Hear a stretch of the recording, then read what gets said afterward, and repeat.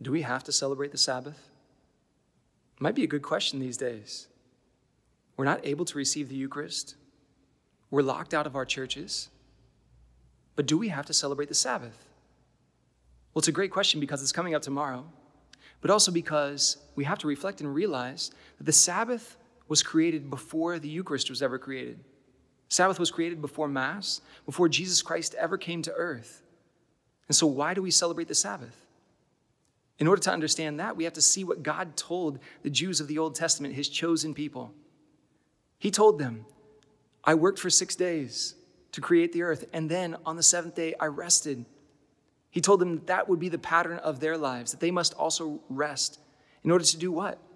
Well, namely to reflect on what God has done for them.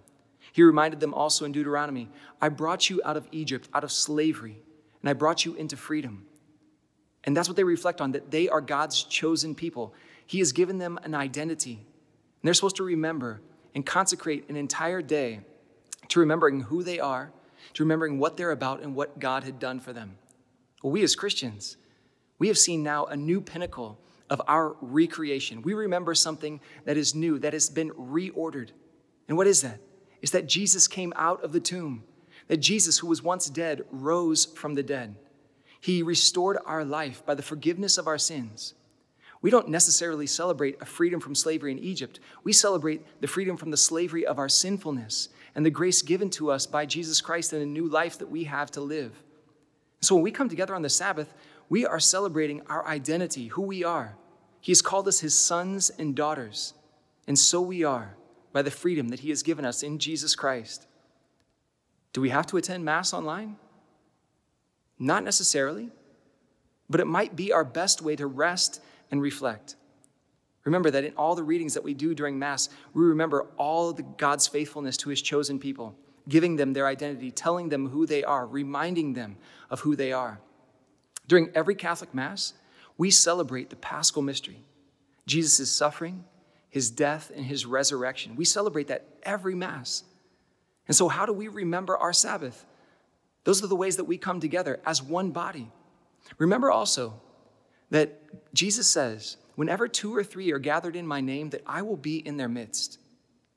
Well, I know that he maybe at that time wasn't talking about the internet, but I'm telling you that when we are gathered for the celebration of the Mass on a Sunday, that we are together in Jesus' name. And he can transcend even our technology to gather us as one, at least spiritually. And that's why we've been doing the acts of spiritual communion. Finally, there was this guy in the French Enlightenment, 18th century. His name was Voltaire. He hated the church, wanted to destroy the church. And he said this. He said, if we want to destroy Christianity, we must destroy their Sunday. Why did he say that? Because he said we must destroy Christians' memory of what God has done for them. We must destroy their identity. And if we can do that, we can destroy Christianity. Well, guess what? We're still here. We're still here because we have been faithful to the Lord.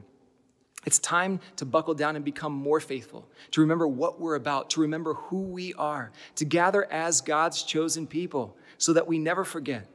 Let's not exclude ourselves from the Sabbath rest. Let's not exclude ourselves from Sabbath reflection so that we remember that we are chosen. We are God's people. He is with us. He has set us free.